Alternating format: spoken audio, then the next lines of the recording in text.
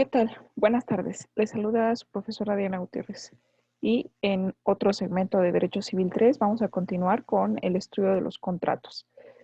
Dada que la clase pasada estuvimos observando lo relativo a lo que son el contrato de compraventa, en específico ese, ciertos lineamientos y ciertas características, me gustaría en esta sesión clase retomar un poquito en cuanto a teoría y ahora mostrar un formato o también conocido como machote de un contrato de compra y venta civil, sus regulaciones y algunas estipulaciones que voy a mostrar también a través del siguiente documento que voy a compartir con ustedes y que espero, bueno, pues eh, les pueda servir de ayuda, ¿no? Que también va a estar dentro de lo que es nuestra plataforma para pues su descarga y análisis que por su cuenta pues, ustedes quieran hacer. Bien, en este momento ya se tiene que estar compartiendo. Bueno, en realidad aquí voy a aumentar otro poquito porque en realidad no se percibe bien en cuanto a las letras. Esta parte, bueno, si me es posible, la voy a tratar de aclarar o digitalizar de algún otro modo a manera de que se pueda ver pues mucho mejor. Sin embargo, me parece pues muy interesante la característica, o ya es que la repliquemos en algún otro programa o aplicación para que se vea mucho mejor y el contenido esté apto para ustedes.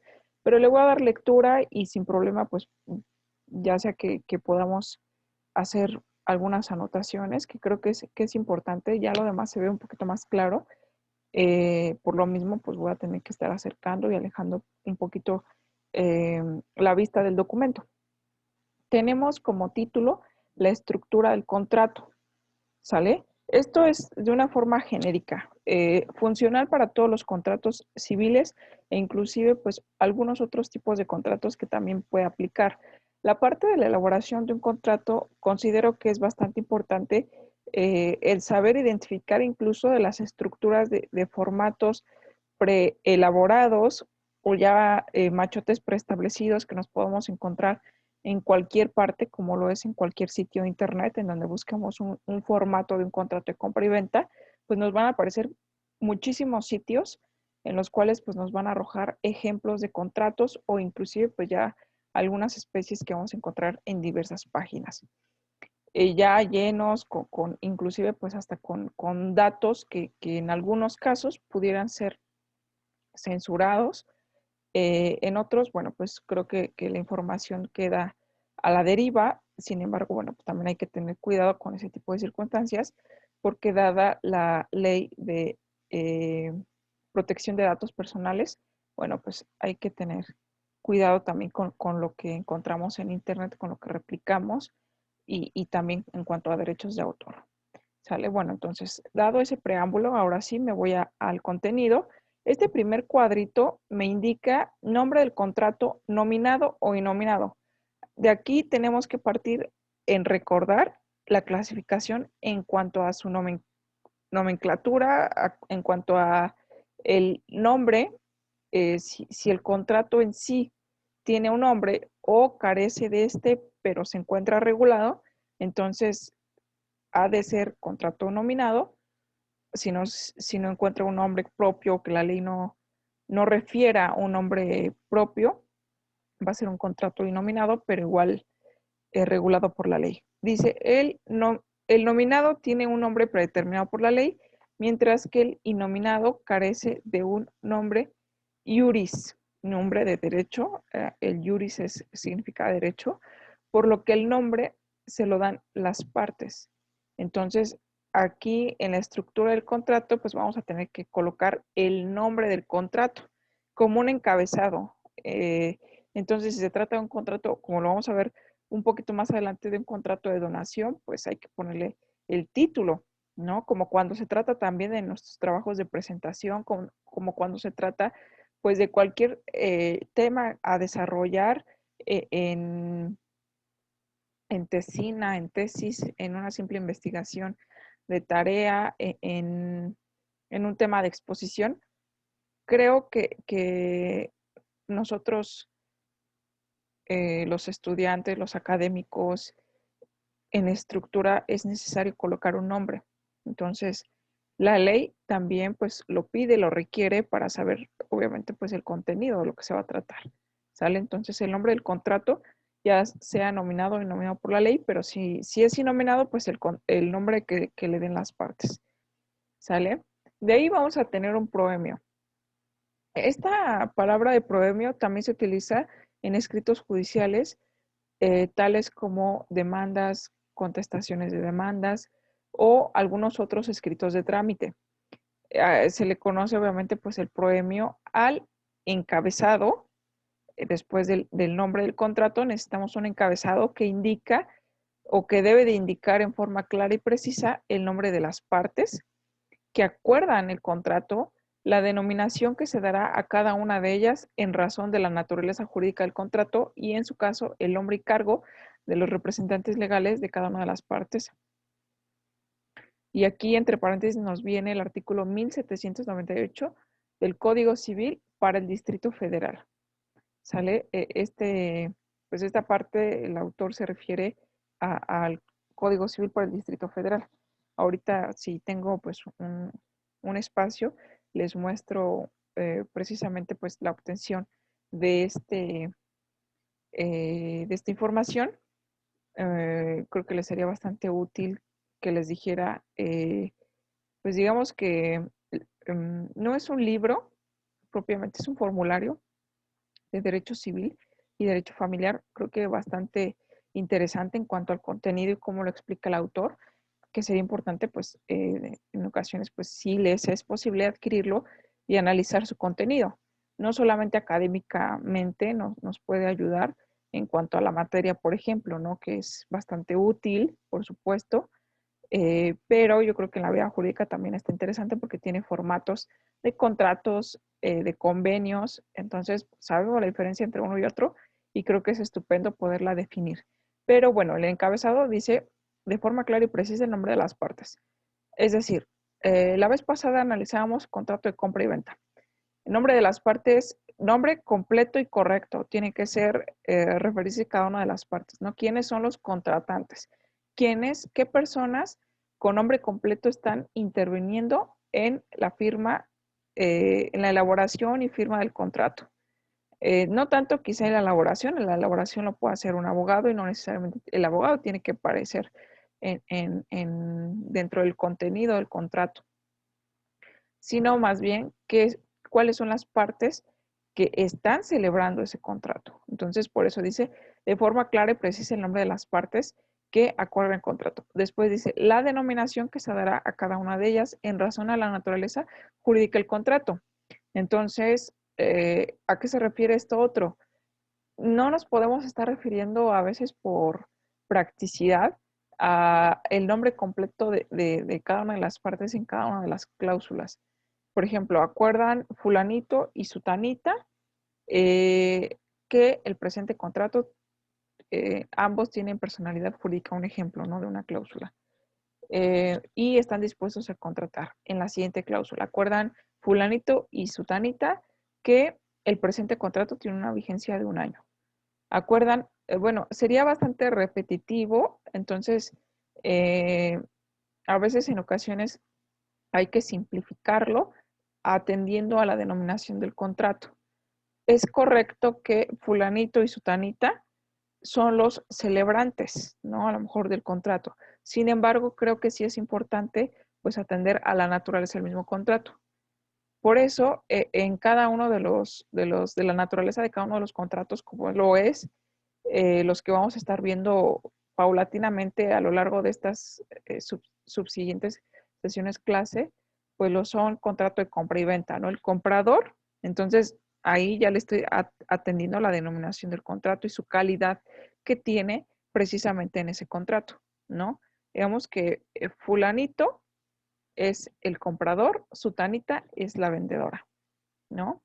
Entonces, fulanito de ahora en adelante se va a llamar o se denominará para efectos de lectura e interpretación del presente contrato, el siguiente contrato, como el comprador. Y sutanita, obviamente nombre completo y correcto, hay que acordarnos de eso, se denominará la vendedora. Entonces, ambas partes, o bueno, conjuntamente se pueden denominar las partes. Entonces, así es como vamos a ir estipulando o desarrollando cada una de las cláusulas. Ahora, las cláusulas se van a contener en cuanto a las partes acuerdan, así más o menos es como pueden iniciar, dependiendo del contenido de cada una de las cláusulas, por supuesto, pero podemos iniciar obviamente con el comprador se obliga a, recordemos derechos y obligaciones y tenemos pues este apartado bastante claro, ¿no? Las obligaciones de cada uno de los contratantes hasta los alcances jurídicos que puedan llegar a tener. Entonces, ya teniendo esa denominación en cuanto a su calidad y la naturaleza del propio contrato, nos va a ayudar muchísimo a tratar de evitar pues pues esta parte de poner nombre completo y correcto en casi cada una de las cláusulas que contenga el contrato. Solamente sí especificándolo. Yo creo que las partes más importantes, pues es en el proemio y al finalizar también, pues en cuanto a las firmas, eso es esencial, ¿no? Que venga el nombre completo y correcto de las partes, pero el contenido o cuerpo del contrato, creo que sí no es indispensable que venga el nombre completo y correcto de todos los que intervienen. Yo creo que para simplificarlo, el comprador, la vendedora, en un contrato de compra y venta, por supuesto, en un contrato de donación, por ejemplo, el donador, la beneficiaria o el beneficiario, dependiendo quién sea, atendiendo a que es un contrato individual. Bueno, ¿a qué se refiere perdón, individual, unilateral, no una sola de las voluntades? Sin embargo, bueno, puede carecer, se puede celebrar un contrato en realidad, ¿no? La otra parte puede acordar, aceptar solamente, pues, la unilateralidad por referirse a solamente las obligaciones y no en cuanto a la voluntad, porque en cuanto a voluntad, si yo no quiero o no es mi deseo recibir en donación cualquier propiedad o bien mueble o inmueble del que el donador se quiera desprender para otorgármelo, sencillamente pues lo rechazo y no pasa absolutamente nada porque esa es mi voluntad, ¿no? Pero bueno, donador, beneficiario, donatario, arrendador, arrendatario, en cuanto a un contrato de arrendamiento, por ejemplo, y así nos podemos seguir atendiendo a la naturaleza de los mismos contratos. Esto especificado en la parte del proemio, después del nombre de que le otorguemos, si es que no tiene un nombre legal, o del nombre legal del contrato de compra y venta, contrato de donación que celebran por una parte, bla, bla, bla, y ahí empieza pues nuestro proemio, ¿no? Puede ir conjuntamente, en realidad es cuestión de estilos y también de redacción en cuanto a la elaboración de los propios contratos. Declaración, acreditación o antecedentes. Esto no siempre es necesario dentro de los contratos, pero me parece que hay que identificar cuándo es menester y cuándo no lo es. La necesidad de colocar declaraciones, acreditaciones o antecedentes va antes de las cláusulas, ¿sale? Entonces, esto ya empieza a ser el cuerpo del contrato, después de que ya establecimos cuáles van a ser las partes que intervienen, es necesario saber qué calidad cuenta cada una. Es más, inclusive aquí dice, o los representantes. Entonces, por supuesto, ¿no? Y hay contratos que celebran personas jurídicas colectivas o personas morales, tales como empresas, ¿no? Estas mismas no lo pueden celebrar, obviamente una persona moral carece de toda lógica de poder celebrar la propia persona moral o todos los socios, pues los contratos o los actos jurídicos en los que llega a intervenir. Entonces, pues para ello existe algún tipo de representante o apoderados que se les otorguen poderes, personas físicas. Entonces, ahora sí, el representante fulanito tal en calidad de apoderado legal de la persona jurídico-colectiva tal. Y no necesariamente las representaciones o poderes legales se obtienen únicamente o exclusivamente para personas morales o personas jurídico-colectivas, sino que también personas físicas pueden otorgar poderes por la razón que fuere, no necesariamente tiene que ser por cuestiones de salud, por ejemplo, porque se encuentra en otra entidad de la República o inclusive en el extranjero y no puede celebrar actos jurídicos pues en algún lugar en específico y hay precisamente un representante, un apoderado que hace las veces también de mandatario. El mandato es un contrato. Entonces vamos a analizar también esas características, pero que en esencia yo estoy celebrando el contrato a nombre de otra persona y evidentemente pues se tiene que perfeccionar la voluntad de este al haber otorgado inclusive pues ese poder, ¿no? Ese poder de representación para la celebración de este tipo de actos jurídicos. También aquí hago un paréntesis y atendiendo a que existen tipos de poderes. Por supuesto, no todos los poderes son tan amplios. Hay unos que son solamente específicos para ciertos actos en particular. Pero bueno, eso ya es otro tema y a lo mejor también parecería la pertinencia a un derecho notarial y registral inclusive, ¿no? Tenemos declaraciones, acreditación o antecedentes. En la acreditación de la personalidad jurídica, objeto social, motivo o fin que persiguen las partes, así como los nombres de los representantes legales y la manifestación del domicilio legal, acorde al artículo 1800, ¿no? Aquí ya no lo establece incluso entre paréntesis, pero bueno, así se dice. Acreditación de la personalidad jurídica. A estas alturas ya debemos de tener noción a qué se refiere la personalidad jurídica. Evidentemente, pues de las partes, ¿no? Que los contratantes, pues ya sabemos que tienen que tener pues también esta capacidad jurídica completa, ¿no? Capacidad de ejercicio sobre todo. ¿Por qué? Porque pues así lo establece la ley, ¿no? Obviamente en la mayoría de edad pues se tiene que establecer la plena voluntad de una persona. En la minoría de edad lo tiene que ser a través y en representación, obviamente, pues de una figura paterna, materna, quien esté ejerciendo la patria potestad, la tutela o curatela, es decir, quien esté encargado de, evidentemente, pues la representación de un menor. A esto también se refiere con personalidad jurídica. ¿Quién eres tú y cuál es tu capacidad jurídica? ¿Sale? Entonces, acredito personalidad jurídica en las declaraciones. Ahí sí puedo establecer, por ejemplo, en el contrato, y así lo voy estipulando como por secciones, o sea, como un subtítulo, ¿no? Si lo queremos denominar de esta manera, que se llame declaraciones o antecedentes o inclusive acreditaciones, pero yo lo dejaría en declaraciones o antecedentes porque declaran las partes solamente, todavía no se están obligando. Las obligaciones pues ya vienen más adelante que son en las cláusulas o antecedentes, ¿no? Lo que antecede, que es importante que se mencione en el contrato antes de llegar a un clausulado, a unas obligaciones ya específicas o ya pactadas. Es muy importante pues tener claros estos datos, la personalidad jurídica de las partes. Por supuesto que si celebro un contrato, yo, una persona física, con una empresa, es indispensable que existan declaraciones o antecedentes acreditando la personalidad jurídica de la empresa. ¿Quién caramba se está celebrando el contrato en representación de una persona jurídica? ¿Con qué lo está acreditando? Ah, bueno, lo acredita con el poder notarial número tal, tal, tal, y bueno, ya se describe ahí y se está acreditando su personalidad, ¿no? El objeto social, personalidad jurídica y objeto social también, ¿no? De lo que son la personalidad de las partes, ¿no? Si es una persona jurídico-colectiva, evidentemente la sociedad, a eso se refiere con objeto social, tiene que tener un objeto social. Forzosamente, todas las empresas o todas las personas morales o personas jurídicas tienen un objeto social que persiguen, ¿no?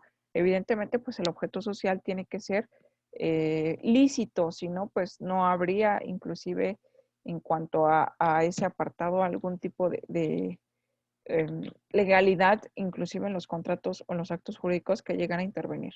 Motivo o fin que persiguen las partes en cuanto a los contratos, si es de compraventa, si es de arrendamiento, si es de mandato, si es de donación.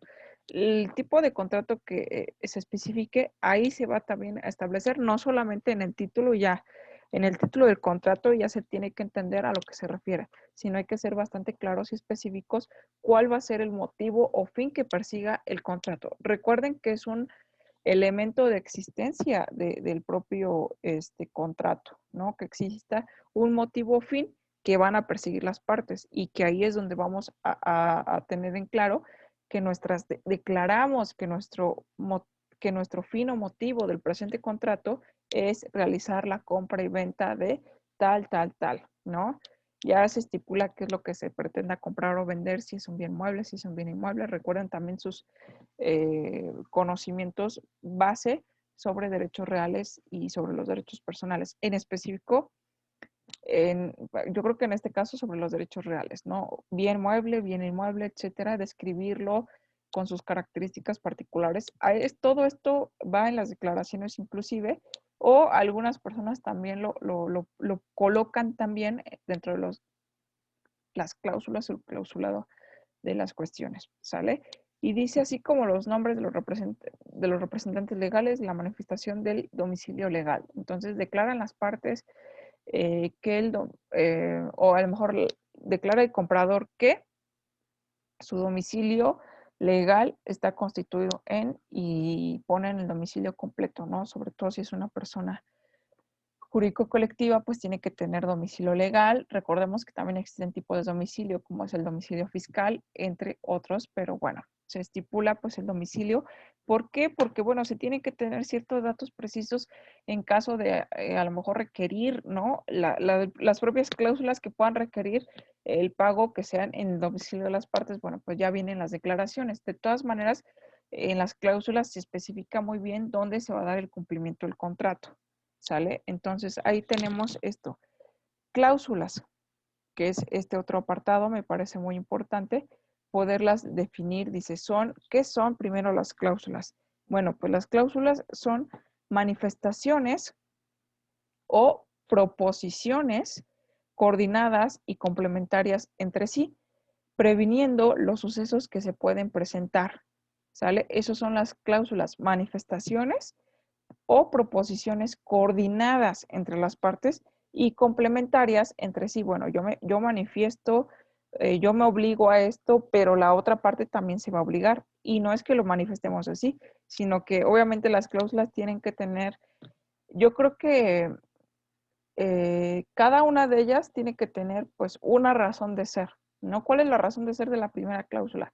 Bueno, obviamente pues a lo mejor el acuerdo de voluntades, acuerdan en celebrar, es voluntad de las partes obligarse a los alcances jurídicos del presente contrato que celebran. Puede ser esa una sola cláusula y nos vamos a la cláusula número 2. Entonces, en la cláusula número 1, inclusive las cláusulas pueden estar tituladas o denominadas. Eso también depende del tipo de redacción que quiera hacer, pues en este caso, pues cada uno de nosotros o cada uno de ustedes, si es que se animan, yo creo que esta asignatura pues va encaminada también a que nos atrevamos ya a tener las herramientas necesarias para hacer contratos. Y no es necesario inclusive la ventaja o la bondad de esta asignatura o de inclusive yo creo que la licenciatura en Derecho o el estudio de la carrera de la licenciatura en Derecho es que vamos teniendo las herramientas necesarias, inclusive antes de terminar la carrera, para poder ya activarnos en la práctica profesional, ¿no? Si necesitamos, y podemos empezar a lo mejor con el contrato con un familiar. Necesito un contrato así. No es necesario que encuentren un abogado con cédula profesional, con título profesional, sino que un propio estudiante de derecho, una persona con conocimientos, aunque no sea estudiante de derecho, pero con conocimientos en contratos civiles, por supuesto que puede llegar a redactar correctamente un contrato civil, un contrato mercantil, un contrato de la índole que sea. No es necesario expedir cédula, pero sí tener los conocimientos necesarios para poderlo realizar. Ahí sí, la representación jurídica ante autoridades específicas, sí es necesario que la persona esté licenciada en Derecho, ¿sale? Entonces, que tenga un título profesional, que tenga una cédula para poder ejercer la carrera. Ahí sí, pero en cuanto a contratos, yo lo veo muy bondadoso por este lado, ¿no? Entonces, creo que es muy importante pues poner especial atención a ciertos puntos para saber cómo es que lo vamos a realizar. En las cláusulas, de repente podemos nosotros inclusive, antes de darle la lectura al contenido de cada una de las cláusulas, igual darle como una denominación o ponerle como un nombre a la cláusula de lo que se va a tratar. Algunas dicen objeto del contrato, otras dicen acuerdo de voluntades o del precio, de la entrega, de la desocupación, a lo que se refiere a cada una de las cláusulas. Entonces vamos a entender que a lo mejor el acuerdo de voluntades vamos por partes. Tenemos que nosotros como licenciados en Derecho desentrañar e irnos punto por punto, que suene, bueno, que suene cuando lo leamos, por supuesto, pero que la estructura escrita sea cronológica, sea lógica, la parte de, inclusive yo creo que desentrañar la cronología, darle una temporalidad y darle un objeto, una lógica a esa narrativa, nos va a ir puliendo en cuanto a saber cuántas cláusulas. Nunca hay un formulario exacto para saber cuántas cláusulas deben de ser. Podemos tomar referencia, sí, claro, pero no existe pues una fórmula específica para celebración de los contratos, sino tengan por seguro que tendremos uno legal y se expediría y se utilizaría en todos los casos en concreto. Pero la asignatura misma, yo creo que la materia de cada uno de los contratos, pues nos va dando las herramientas para saber que cada caso es particular, que cada caso es único. Si yo quiero celebrar un contrato un poco loco, ¿a qué me refiero con un poco loco? ¿No? Que tenga cláusulas que a lo mejor otros contratos normales o naturales no tendrían. ¿A qué me refiero? ¿No? A lo mejor a condicionantes, ¿no? Si yo me pongo a condicionar a la otra parte, es válido porque partimos de una libertad contractual, ¿no? Que la otra parte, mm, no sé, y eso también depende a lo que se quiera obligar, ¿no? Para la celebración del presente contrato de compra y venta, sea soltera, ¿no? A lo mejor suena un poco loco, arriesgado, pero pues si la otra parte acepta, pues son cláusulas que se pueden estipular.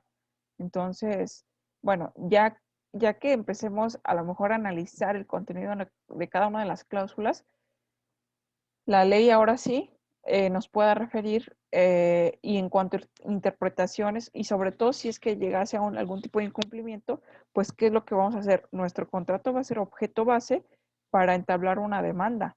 Entonces, la redacción también es muy importante. Para un licenciado en Derecho, la lectura, la redacción, la interpretación y la argumentación yo creo que son elementos básicos para poder ejercer la profesión en cualquiera de sus ramos, en cualquiera de lo que es el ejercicio, así sea que nuestro deseo sea pues postular, nuestro deseo sea trabajar en el apartado, en el ámbito privado, en una empresa, en un despacho jurídico, en el servicio público, en el poder ejecutivo, legislativo, judicial, en la esfera federal, estatal, municipal. Hay mucha tela de donde cortar a nivel profesional. También es cierto que hay mucha competencia, pero hay que tener ese plus y yo creo que esas herramientas que pues en este caso, pues tratamos de brindarles y que salgan pues lo mejor preparados posibles y que por su cuenta también hagan ese esfuerzo de seguir indagando, de seguir actualizándose, de no quedarse pues con lo que nosotros tenemos aquí para ustedes, ¿no? De mejorarse y superarse día con día. Creo que es un compromiso que cada uno de nosotros tiene que tener pues claro con la profesión o con nuestras convicciones, inclusive me atrevería a decir, ¿no? Independientemente de la profesión, del oficio que lleguemos a practicar, las convicciones son muy importantes y el mejorar día a día, superarnos a nosotros mismos, es una forma también de superar la competencia laboral que existe allá afuera. Tenemos entonces, bueno, pues estas cláusulas que dice, en ellas se establecen los derechos y obligaciones que tendrán cada una de las partes. El artículo 1832, repito, del Código Civil para el Distrito Federal, en los contratos civiles cada uno se obliga en la manera y términos que aparezca y que quiso obligarse. A eso me refiero también, no que aparezca y que quiso obligarse. Yo me quise obligar partiendo en que las dos partes estuviéramos solteras. Ah, ok, es un contrato de matrimonio. Recuerden, un matrimonio es una institución. Yo no considero que sea un contrato, pero hay ciertos juristas o autores que consideran al matrimonio como un contrato. Entonces, por supuesto que tendría que ser una, pues, menester, ¿no? Que sea, pues, soltera las partes, pero puedo celebrar un contrato de arrendamiento y especificar que sea soltero o soltera el arrendatario, si yo soy el arrendador. Eh, ¿Para qué? No lo sabemos cuál es el objeto, pero si la otra parte acepta, pues adelante se coloca, ¿no? Entonces, los términos que aparezca y que quiso obligarse. Dice, sin que para la validez del contrato se requieran las formalidades determinadas fuera de los casos expresamente designados por la ley. Formalidades determinadas que sean, a lo mejor que se eleven a escritura pública. No es necesario siempre hacerlo en escritura pública, pero hay contratos que se hacen o que pasan ante fedatario público y está bien.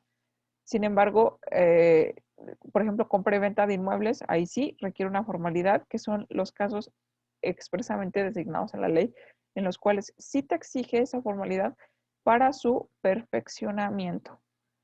No para su existencia, pero sí para su perfeccionamiento.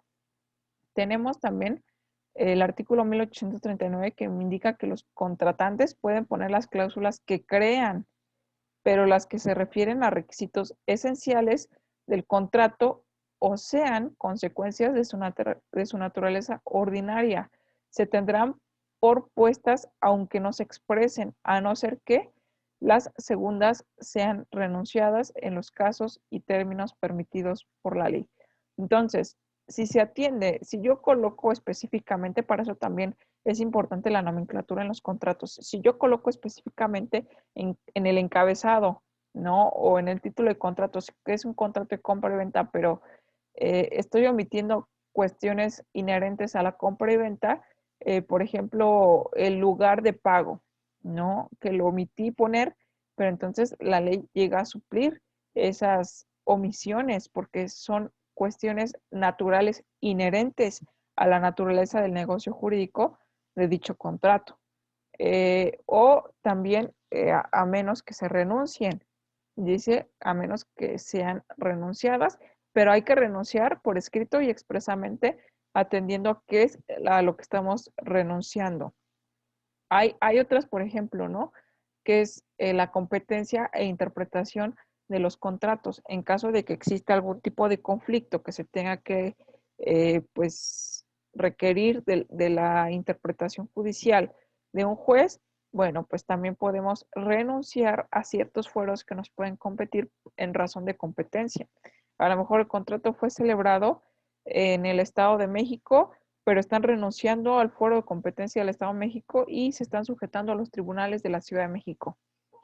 Bueno, entonces es una cuestión que expresamente sí se puede renunciar, pero hay otros en los que no podemos renunciar. Por ejemplo, una de las partes no puede estarse renunciando a los derechos indispensables que tiene como partes, porque si no, la carga o equitatividad de los contratos, de las cláusulas, de las obligaciones y de los derechos sería inestable, dejaría en estado de indefensión a una de las partes y hay ciertas cláusulas que aunque expresamente estén colocadas de esta manera, renuncio al derecho de cobro de, por ejemplo, eh, o al derecho de cobro de intereses en todo tipo en caso de incumplimiento. Renuncio a mi derecho de demandar el cumplimiento del presente contrato en caso, bueno, todos esos renuncia de derechos, como son, inclusive yo me atrevería a decir que hasta derechos procesales, derechos contractuales y a algunos hasta, o a lo mejor renunciar a ciertos derechos humanos que tenemos todos como personas, son cláusulas que se tienen por no puestas. Entonces, específicamente, pues hay que pues tener claridad qué cláusulas sí podemos colocar y qué cláusulas no podemos colocar atendiendo pues precisamente a esas circunstancias. Ahora, el siguiente artículo, 1854 del Código Civil, las cláusulas de los contratos deben interpretarse por interpretarse las unas por las otras, atribuyendo a los, a las dudosas el sentido que resulte del conjunto de todas. Si alguna de las cláusulas a lo mejor resulta confusa, pues podemos dar o interpretarlo de lo que se refiere a la mayor parte de la voluntad del contrato o de los contratantes. Bueno, tal vez una de las cláusulas es imprecisa, pero conjuntamente se puede entender, entonces podemos interpretar de esa cláusula confusa lo siguiente, o la naturaleza o la propia ley puede suplir esa parte. Dice, las cláusulas se dividirán por, tenemos 1, el objeto, 2, el precio en su caso, 3, la forma de pago, si es su caso, por supuesto, 4, la vigencia, 5, la garantía, 6, la rescisión, y así es como se pueden ir denominando, ¿no? Por ejemplo, la cláusula número 1 la denomino el objeto y redacto mi cláusula, que es el objeto de mi contrato. La cláusula número 2, del precio. Y entonces redacto mi cláusula, pero las estoy nominando, ¿no? Tal vez atendiendo a esta división o a cualquier otra, ¿no? Puedo poner una que diga competencia. Entonces es válido, siempre y cuando pues así lo establezcan las partes y sea su voluntad ese apartado. Tengo las 7. Cláusulas legales esenciales del contrato en su caso. Son las cláusulas irrenunciables del orden público e interés social, cuyas omisiones que no son subsanables por confirmación o prescripción según el artículo 226 del Código Civil y cuya omisión es causa de nulidad absoluta. Aquí viene el artículo 8 del Código Civil. Las penalidades, la fuerza de un contrato está en su esencia equitativamente provechosa para ambas partes y no en sus penalidades. Estas solo sirven para tratar de resarcir a la parte que puso todo su empeño para llevar el contrato a buen fin frente a la que se desobligó del mismo. Esto viene regulado en los artículos o se desprende de la lectura e interpretación de los artículos 1840 y 1843 del Código Civil. Y tenemos la jurisdicción y competencia. Entonces, estos son algunos ejemplos de los tipos de cláusulas que lleguen a existir, ¿sale? Entonces, a eso se refiere y normalmente los firmantes o suscripción, ¿sale? Que dice, en esta última parte se formaliza el documento suscribiéndolo, que es la firma, firmándolo, señalando en forma clara el lugar y la fecha en que se suscribe el nombre y la firma de las partes y representantes y en su caso el nombre y domicilio de los testigos que dan fe. Esto acorde al artículo 1834. He de declarar que en algunos, yo creo que no sé si sea prudente decir que en la mayoría de los contratos los testigos no colocan sí su nombre completo, pero a veces no su domicilio. Entonces, bueno, yo creo que ya también es cuestión de estilo, ¿no? A veces los domicilios más importantes son de las partes y no tanto de los testigos. Sin embargo, en caso de interpretación, bueno, pues se necesita un testigo que justamente da fe de que existió, de que se contrató en ese sentido, de cómo fue todo el cauce de que se llevó el contrato. Entonces, bueno, como lo dije, voy a reducir esta parte para seguir la lectura y bueno, dejo de todas maneras a su disposición. Esto me parece que sí está legible todavía, aunque se ve un poco pequeño, pero bueno, tenemos lo siguiente que son clasificación de los contratos por su objeto. Los preparatorios, creo que es lo que más viene, ya lo después viene obviamente pues un poquito más eh, resumido, pero los preparatorios que fue lo que ya habíamos visto en la sesión, no sé si la pasada o la antepasada, pero los preparatorios son las partes que quedan obligadas a la celebración de un contrato futuro si el concedente, el que está concediendo, y el optante manifiestan su voluntad de perfeccionarlo. ¿Sale? Entonces aquí no es el contratante porque es un contrato preparatorio. Entonces se está preparando para un acto jurídico subsecuente. Promesa de contrato que se configura a través de varios instrumentos que van gestando el consentimiento, como son, uno, la carta de intención, que pertenece al género de las cartas misivas, pero que la voluntad de ella exteriorizada se haya dirigida a producir un efecto promisorio que se agota en la preparación del contrato. 2. La invitación a ofertar es la solicitación que se efectúa por medio de una declaración unilateral de voluntad al público sin vincular o engendrar responsabilidad. 3. La minuta, que es una simple pre prememoria basándose en los tratos parciales realizados hasta entonces que predisponen el esquema del futuro contrato. La oferta o propuesta contractual. El consentimiento se manifiesta por las ofertas o propuestas que al ser aceptadas por la otra parte se convierten en promesa cuando las partes pasan a ser personas determinadas. Estas propuestas están basadas en la buena fe del público y sujetas a caducidad. Contrato de preferencia es aquel que mediante el cual una de las partes se obliga frente a la otra para que en caso de llegar a decidirse a celebrar un contrato futuro, al preferirla respecto a otras eventuales interesadas en la contratación.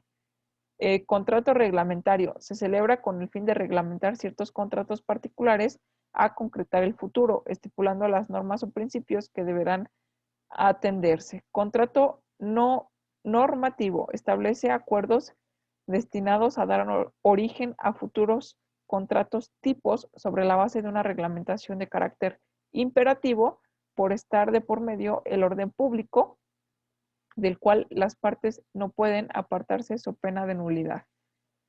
Bueno, creo que es muy importante esto que aunque no como tal es una especie, yo creo que es un contrato o un precontrato en el cual no hay tanta obligación o obligatoriedad como son ya los contratos formalmente, porque la obligación a la celebración de un contrato futuro, las ofertas que se pueden hacer. Aquí la número uno que dice la carta de intención, haciendo un pequeño paréntesis también, llegué a tener pues un asunto referencia con que existía una carta de intención de una empresa a otra de la compra de ciertos productos que al final ya no se realizó.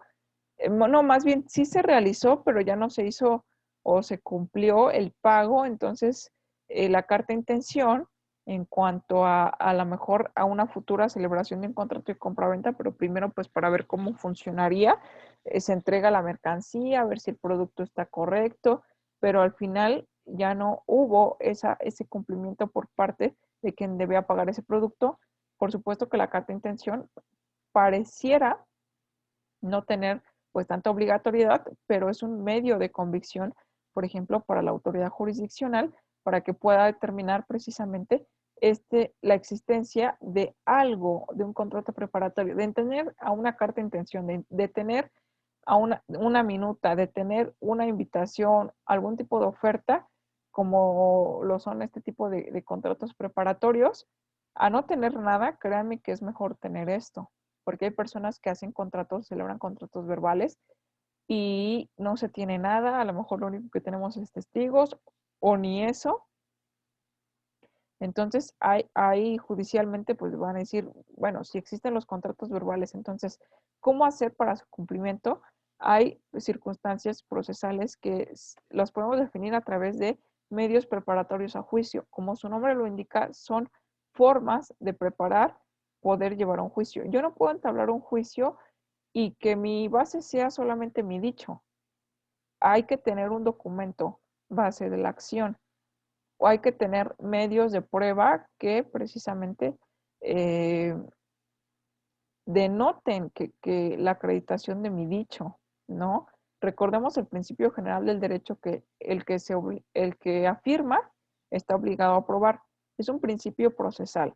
Si yo estoy afirmando que celebré un contrato, que hice esto, lo otro, aquí, allá, y se incumplió en ciertas partes, pero no tengo algo escrito, una manifestación, un acuerdo de voluntades por escrito, por supuesto que entonces, pues me voy a tener eh, que ingeniármelas para saber también cómo es que acredito lo que yo estoy diciendo.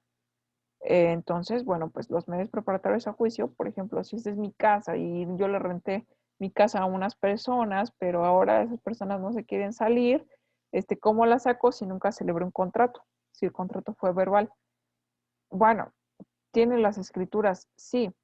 ¿Cómo es que yo le voy a decir al juez que hay unas personas metidas en mi casa, pero nunca celebramos un contrato por escrito, nunca se estableció por escrito cuál va a ser la renta, durante cuánto tiempo estaría el contrato. Entonces, hay una imperfección en ese acto, pero eso no me quita mi derecho de poder demandar obviamente, pues el desahucio, sacarlos de ahí, de estas personas, pero no tengo un documento que me ayude a realizar esa acción.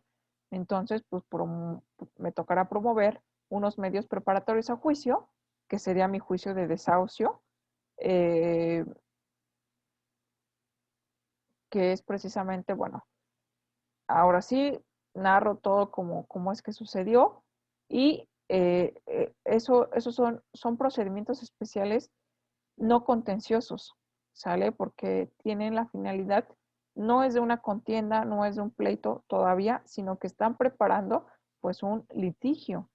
Entonces yo le comento al juez, por escrito, por supuesto, con el fundamento jurídico de mi ley, que celebren contrato de forma verbal con tales personas cuyo nombre completo es este, del bien inmueble ubicado en tal dirección, para que ordene también a lo mejor alguna actuación, habilitar a un notificador, a un actuario, a que se constituyan en el domicilio.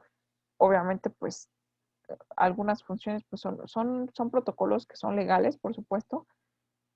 Preguntarles, porque es un servidor público, es un fedatario público del juzgado, en qué calidad están en esa vivienda. Obviamente las personas tienen esa opción si quieren contestar, si quieren abrir, ¿no? Entonces, son conductas que al final se van a manifestar dentro de lo que son las cuestiones procesales, pero bueno, ya no nos metamos a cada uno de ellos.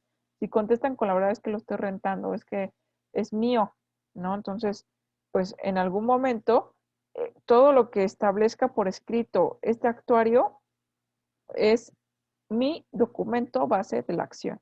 Entonces, si está diciendo que es suyo, mi acción que voy a promover es precisamente el, una acción diversa, ¿no? Que ya no sería a lo mejor un desahucio, sino sería una acción reivindicatoria, reivindicarme a la posesión de mi propiedad, porque, ¿qué creen? Yo sí tengo la forma de acreditar la propiedad. Y aunque esta persona que se identificó o que dijo llamarse tal, indicó que era su propiedad, necesita acreditarlo. Entonces, reivindícame mi posesión y la propiedad de mi inmueble, porque yo sí tengo forma de acreditarlo y a lo mejor se le hizo fácil decir eso en ese momento y a la hora de la hora, pues no hay forma de acreditar la propiedad o la posesión de, de ese bien inmueble. A eso me refiero precisamente con la importancia a lo mejor de los contratos preparatorios. De tener eso a no tener nada, mejor un contrato preparatorio, créanme. Y bueno, los otros tipos de contratos son los traslativos de dominio, como lo son que transfieren la propiedad y la posesión. El dominio a eso se refiere, propiedad y posesión. Tenemos que dentro de los traslativos de dominio entran los contratos de compra y venta, el contrato de permuta, que es básicamente, como lo había mencionado en la sesión clase pasada, el trueque, ¿no? El famoso trueque. El contrato de donación, que me estoy desprendiendo de una parte de mi dominio, de mis propiedades, de mi patrimonio, para entregársela a alguien más. Menciona también traslativos de dominio el mutuo simple, que es el préstamo. El mutuo es el préstamo, mutuo simple, mutuo con interés, también otro comercial. En la redacción importante de los contratos, y esto me vino a raíz de la lectura mutuo simple, mutuo con interés, es que, bueno, estoy por iniciar, digo, el famoso, no están para saberlo ni yo para contarlo, pero estoy por iniciar una demanda precisamente en un juicio mercantil que se va a ir por la vía oral mercantil, pero este ya no es un contrato.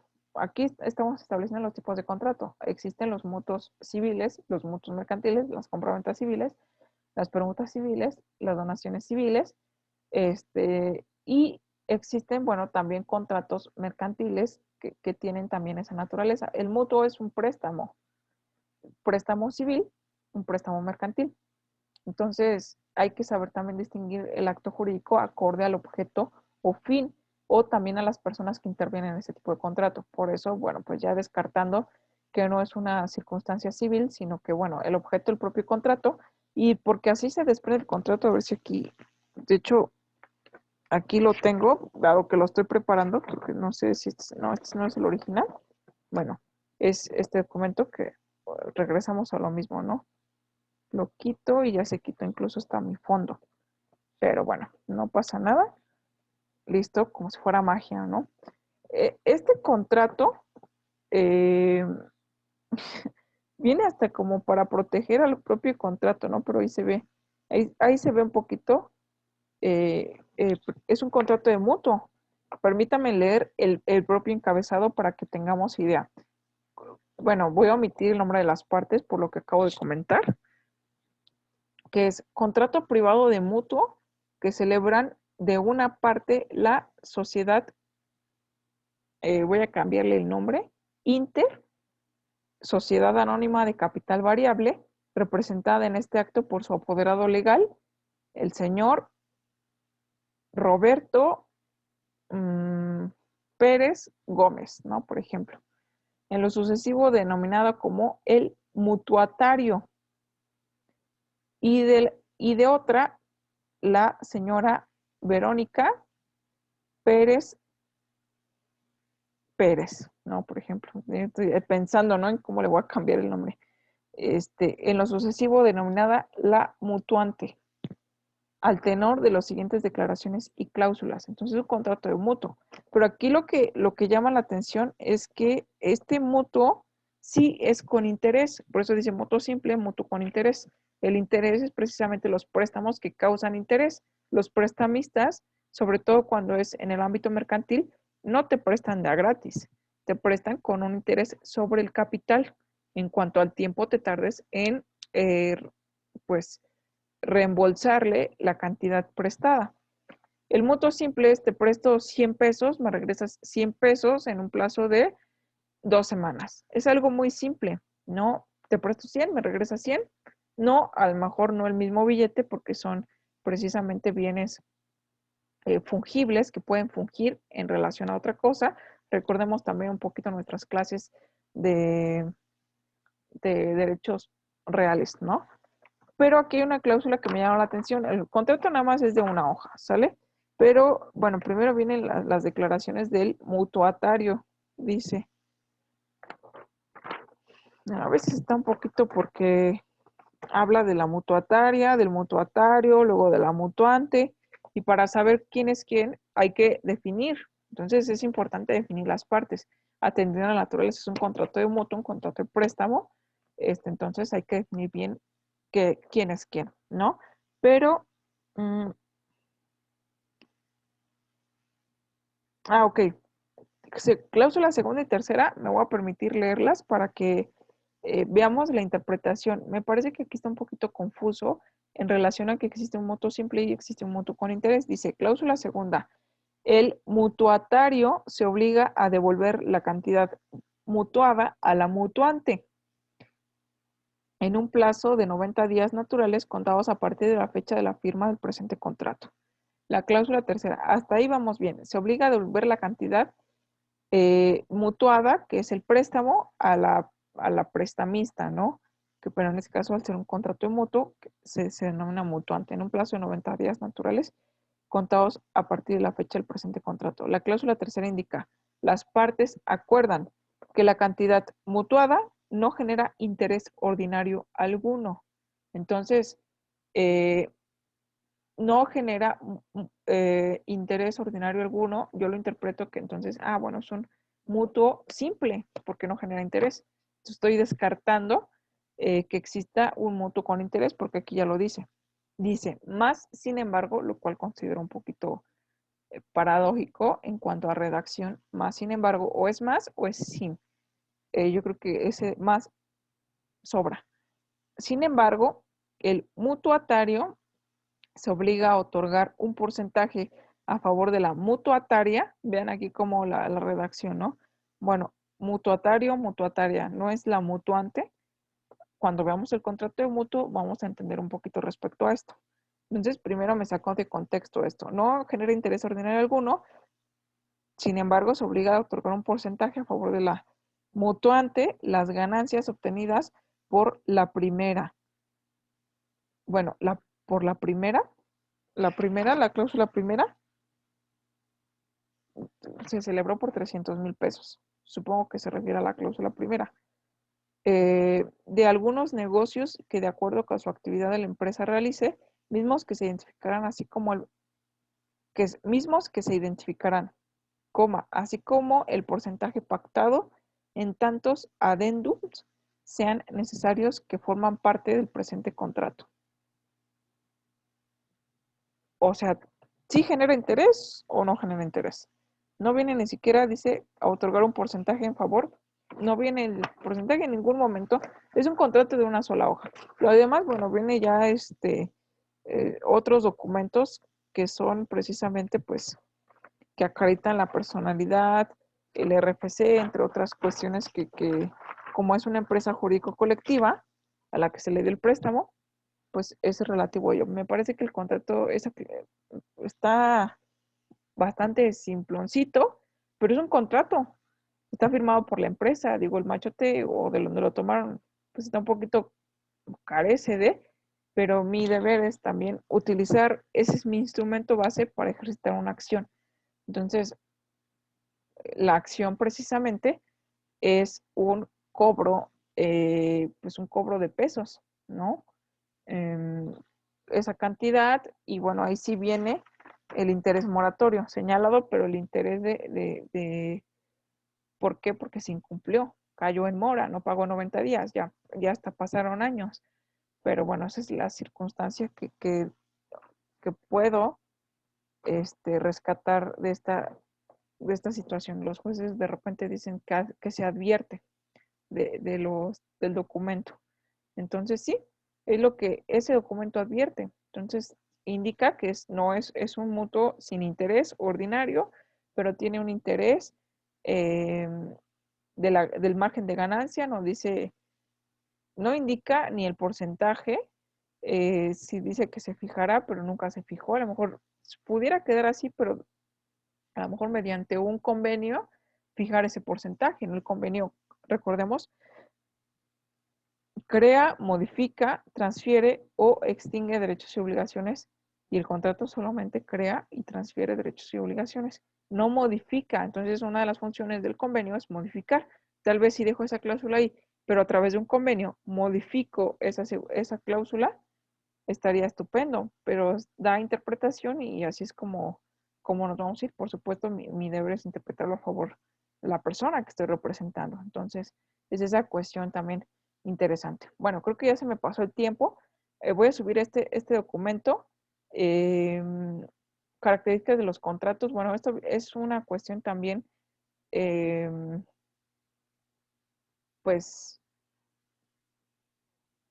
yo creo que importante para que nosotros tengamos y viene contrato de compra de esperanza, así como vimos la vez pasada el contrato de compra, ya la redacción en cuanto a ciertas cláusulas para que podamos estar observando, ¿sale?